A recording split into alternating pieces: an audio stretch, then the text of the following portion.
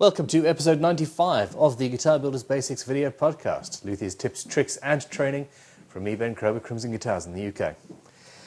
This is a very question-based show. I cannot do it without you. So if you have something you'd like me to answer about fine hand tools or luthiery or guitar building or actually, I was about to say or tone. No, don't ask me about tone.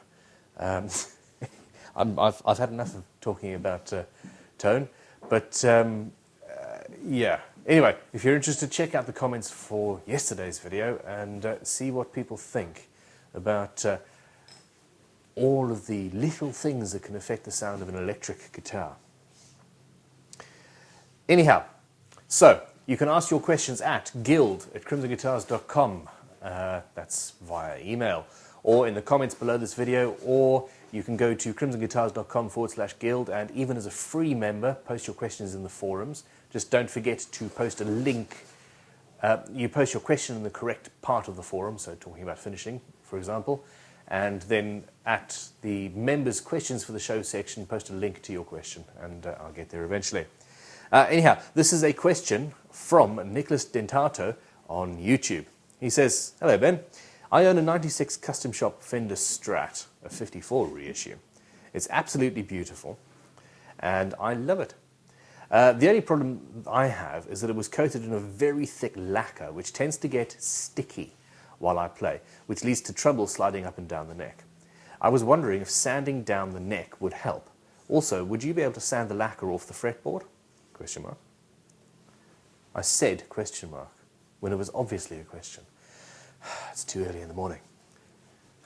I haven't had my coffee yet, but at some point during the filming of this, that door is going to open and someone is going to hand me a coffee, and you're going to see me weep in gratitude. He says, what is the best way to go about doing this? If you would recommend it. Someone skilled in this area will be doing the work for me, not myself. First of all, Nicholas, this is easy. This is a piece of the proverbial. You can do this. Basically, yes. A lot of guitars have got a very thick lacquer on them and the neck gets sticky, and I think Fenders... Now, this is me sort of voicing an opinion. It's not based on fact. It's sort of just little nuggets of information. I don't spend too much time playing around with other companies' instruments. I'm predominantly a custom guitar builder. We have the odd repair come in, but I'm by no means an expert in other people's guitars. I think that it is possible that Fender's choice in finishing, the sneaky bastards, is what is at fault here to a certain extent.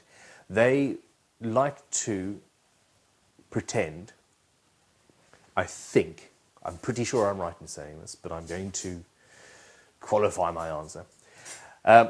They like to pretend that they use a nitro finish, but what they actually use is a very thick poly underneath, and then just a short burst of a nitro-ish finish. It's definitely not the same nitro that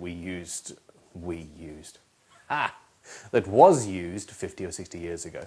It has got a load more thickening agents and polymers and plasticizers and the like in there. And I think that choice of combination and the new high build I now can't say plasticized. I don't even know how I normally would pronounce that word now. Crikey.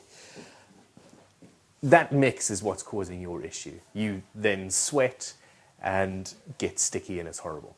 Now, the easy thing to do, it really is, get yourself some 400 grit wet and dry sandpaper and go up and down the neck, following the grain of the neck, and that will actually do it.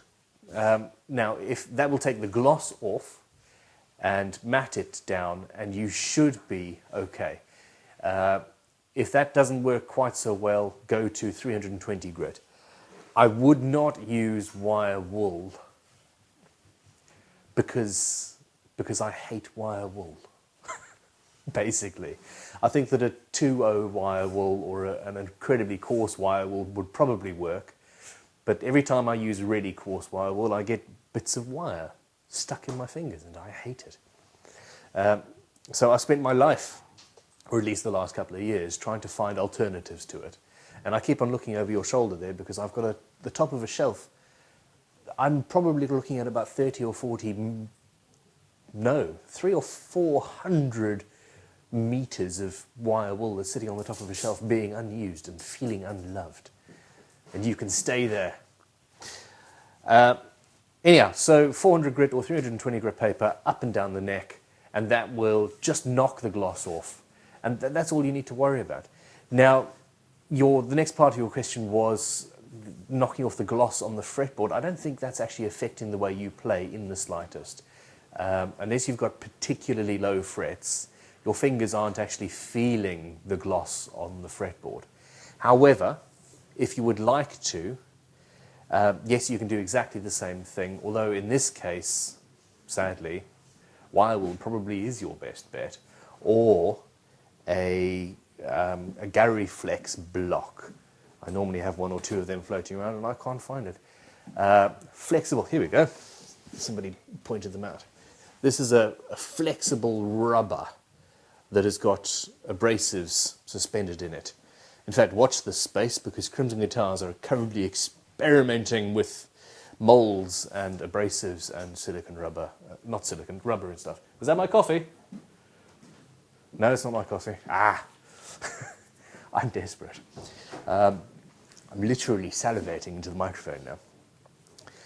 This sort of thing is flexible and won't actually hurt your frets. In fact, it might polish them up a little bit. And this will, again, take off the... just take off the high spots of the gloss of your lacquer and make it more comfortable. If it's required, I really don't think it's required to take off the gloss of the fretboard. That is there to protect the maple from getting dirty as you play.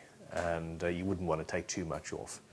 And basically, unless you want to go and repolish all of your frets, you're going to have to find some way to mask off your frets before doing that. So I really wouldn't suggest going that route.